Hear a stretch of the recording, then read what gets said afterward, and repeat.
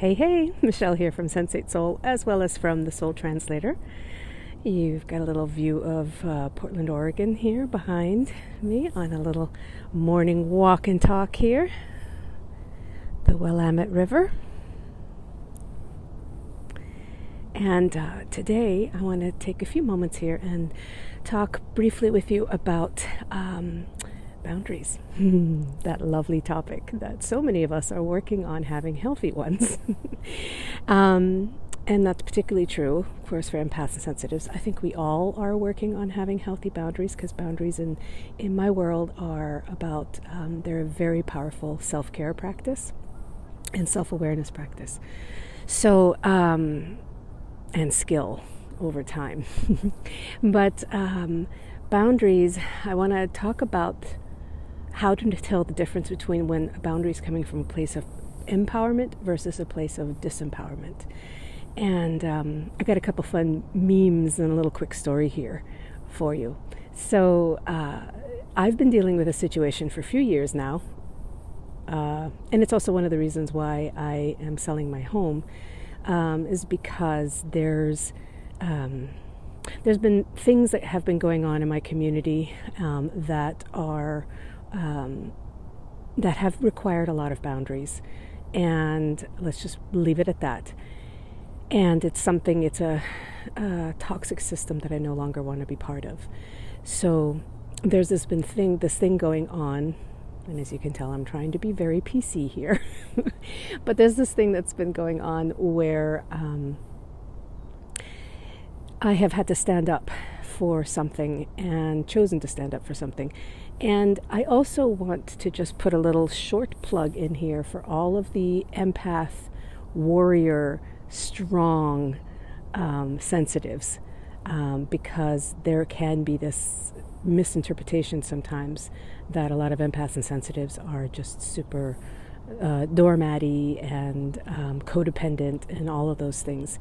And of course, there are some of us who are that way and are learning how to not be that way as we take our power and our self-love back and our self-respect back. But there's also the very strong, opinionated and advocate warrior type of empath. So and I am and work with many of those, and I also have a master class on us.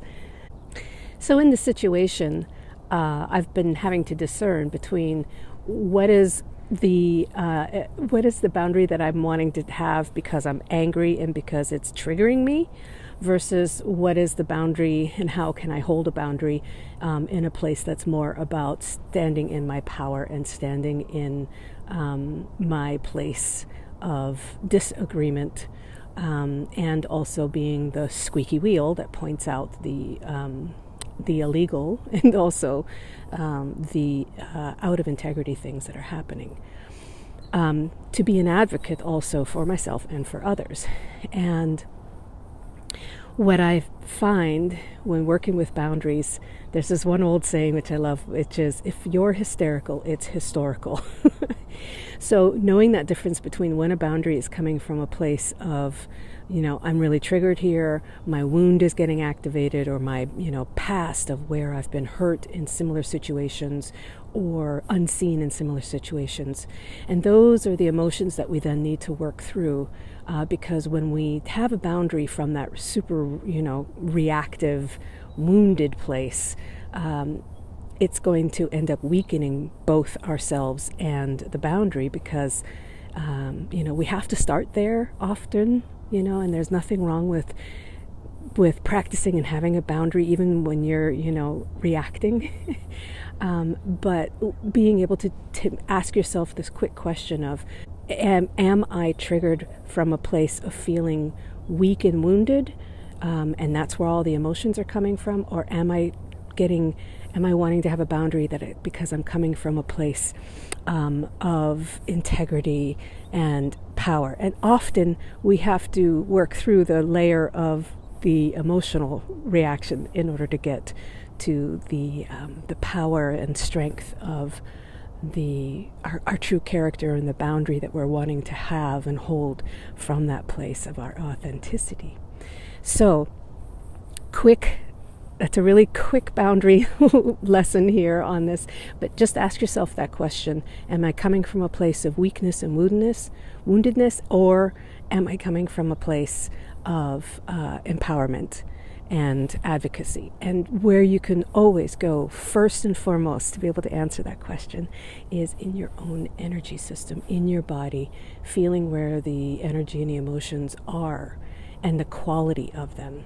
Not always adding a story, of I'm depressed about this, or I'm angry about this, or sad about this, but, feeling what is the sensation, and then being able to breathe through that and work with transmuting that energy for yourself and releasing it through forgiveness. And there's a lot of different other techniques, of course, but asking yourself that key question.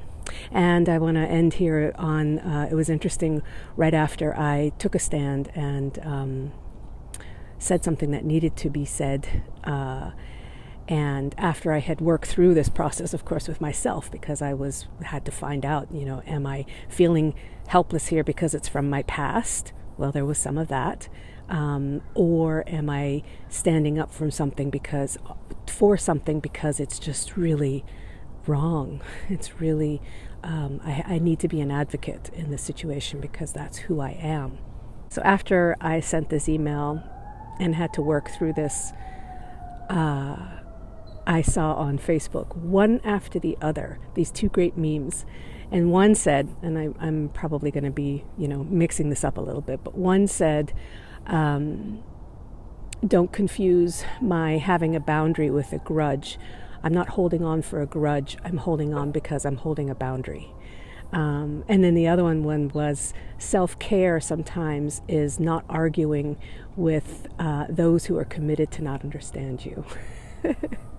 So being able to tell the difference between, is it coming from the wounded place, which will be weakening, versus can I move through this and find the place where this boundary is coming from a self-care and self-respecting, empowered place, because it's coming from who you are.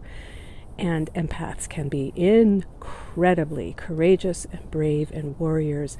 Most of the ones I know have a deep well and strong backbone for being a warrior of the light and also of the love and the dark, to be able to meet that stuff. All right, thanks so much for watching this video, and please do leave a comment. I love to have more conversations about this stuff. My Mr. Ollie there's some doggies coming. And do jump over to sensatesoul.com, join us over there, and get stuff that I only share on private emails. Hi guys! And see you in the next video. There's like 6 dogs around me right now, so I'm gonna sign off. So much love.